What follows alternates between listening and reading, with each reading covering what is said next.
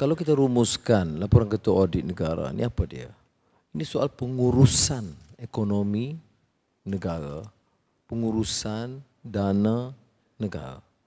Ini yang utama. Jadi kalau dibangkitkan soal projek, pelaksanaan projek, kalau urus itu dengan baik, tak ada negara yang boleh terkecuali daripada beberapa kecuaian. Maka ombudsman, ketua audit negara di bawah pentadbiran Pakatan Rakyat juga harus diteruskan. Tetapi saya tidak percaya kalau pimpinan itu tegas dan tekankan bahawa siapa yang bertanggungjawab mencuri wang rakyat akan didakwa. Tak ramai yang berani. Kerana walaupun ramai daripada kita biasa ada penjara, orang tak suka masuk penjara. Ya.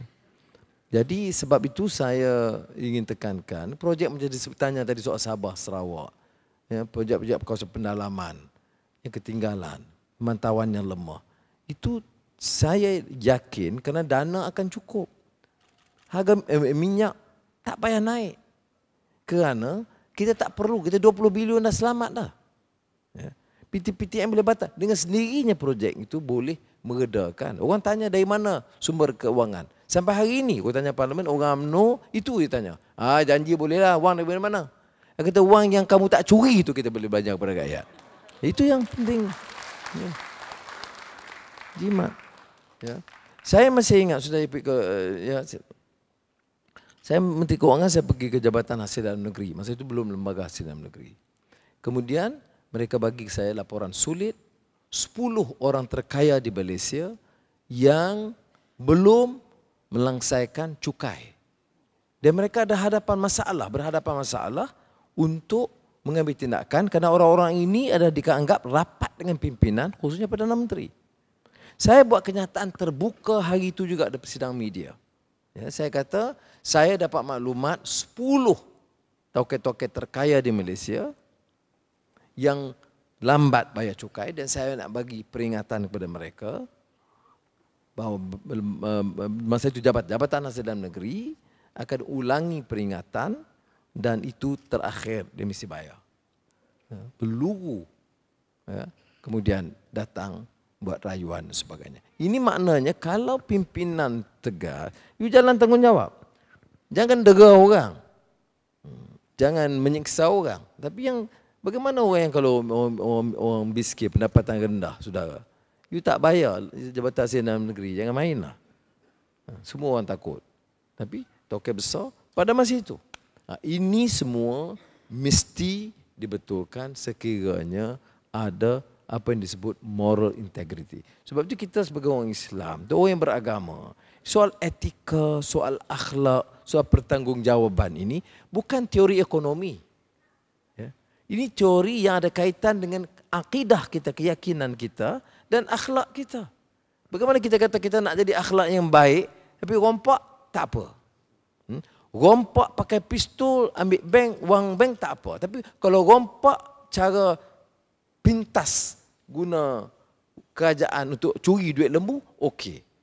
Tak boleh sudah. Rompakkan dengan apa cara juga harus diperangi. Jadi sebab itu saya kata boleh dijimatkan sekiranya pengurusan itu lebih baik. Ditanya kemudian tentang bidang kuasa SPRM. Sudah tahu bila kita bentangkan undang-undang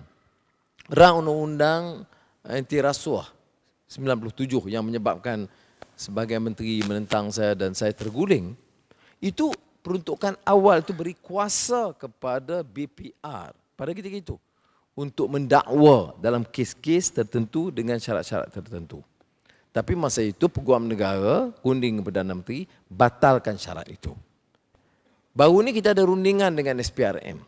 Kita kata kita akan bawa ke Parlimen dan minta bidang kuasa itu dikemukakan. Lebih-lebih lagi kerana sekarang Peguam Negara itu Tan Sri Gani Patel. SPRM mengesahkan ada laporan yang melibatkan orang-orang besar yang dihantar kepada Peguam Negara tetapi difailkan oleh Gani Patel kerana Gani Patel nyata Peguam Negara yang bersekongkol dengan puak-puak perasuah ini. Ya. Ini problem. Sebab itu saya kata balik bersoal integrity, good governance. Selagi pimpinan tidak ada integrity dan tidak ada good governance, ini akan berulang. Jadi ini yang jawapannya. Sama ada sementara ini kuasa tidak ada pada lembaga, pada SPRM. Itu bagi saya perkara yang kedua. Kita cadangkan ada. Tapi kalau tidak ada pun, syaratnya peguam negara itu yang cukup berwibawa. Untuk pertahanan orang seperti ini. Ini sudah saya haraplah kita lancarkan lagi, perluaskan kempen penerangan ini, sangat penting. Karena ini tak termasuk dalam Sukatan Biro Tata Negara. Dia tak masuk. Jadi oleh yang demikian kursus dia itu semua, oh ini jenayah. Tengok malam ni ada, saya dengar semalam, esok dia bercerita kita ada forum tentang laporan ketua di negara dan Anwar terpengaruh dengan Kian Ming. Naik markah Kian Ming. Ya, jadi ini maknanya tidak ada yang disebut reason discourse. Ya, dia tidak ada. Sebab itu tradisi ini harus dirubah. Saya sebut pangkalnya apa yang disebut good governance. Dan good governance itu tidak boleh lari daripada conscience dan etika. Ingat, conscience ini istilah dalam Islam baik. Mahatma Gandhi pun sebut apa? Saya dalam masa kempen, politics of conscience. Tak boleh. Kalau tidak ada tekad politik yang bersandarkan kepada etika, nilai dan akhlak, what is right and what is wrong, what is just, what is unjust. Now whether it applies to a Malay or a Chinese or Indian or Dayak or Kadazan, dia tak boleh ada dua double standard dalam keadaan sekarang. Jadi mudah-mudahan laporan ini kita minta. Saya gembira juga melihat Facebook dan tweet ini. Sebenarnya yang anak-anak muda terutama yang komen pasal jam, pasal pistol, pasal laut, pasal semua ni nampak meluas. Ya. Dan ini saya rasa satu tradition yang baik. Ya. Pasal K-pop sekali lah. Ya. Dia kena bangkit. Jangan, tapi K-pop tu satu saja, jangan lupa. Boleh tak kalau saudara anak muda yang ada problem nak hidup di universiti, makan mi Maggi, kemudian hari belia sambut dengan 67 juta ringgit untuk seminggu, you kalau ada conscience, you fight this rotten system. Ya. Untuk siapa nak faedah? Kenapa? Tak boleh. Dia tak peduli. Jadi ini saya harap kita sebar. Work hard.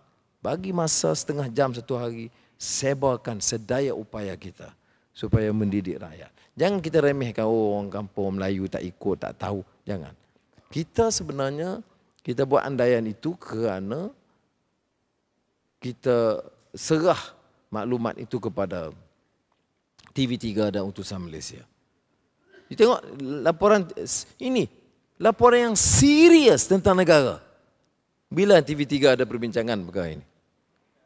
Malam ni saya ada tweet ni. Kita dah sibuk pasal ni. Dia bincang tentang resipi yang terbaik dalam negara kita. Makanan. Ya. Boleh. Saya naik ke terbang tu jumpa Chef Wan. Ya, panjang-panjang dengan dia. Bincang panjang dengan dia tentang resipi makan semua. Saya pun dengar. Dengan minat. Saya orang Pulau Pinang, saya tanya saya minat apa, saya kata saya suka dalca Pulau Pinang. Kemudian jumpa pula Ratu Cantik Malaysia. Apa nama? Lupa pula dah. Tapi cantik sungguh. Ratu Cantik Malaysia. Tapi saya dengan Azizah lah. Ni keluar TV3 lah tu yang Anwar duduk lama di Paris, mampu aku pula. Deborah Henry yang pandai.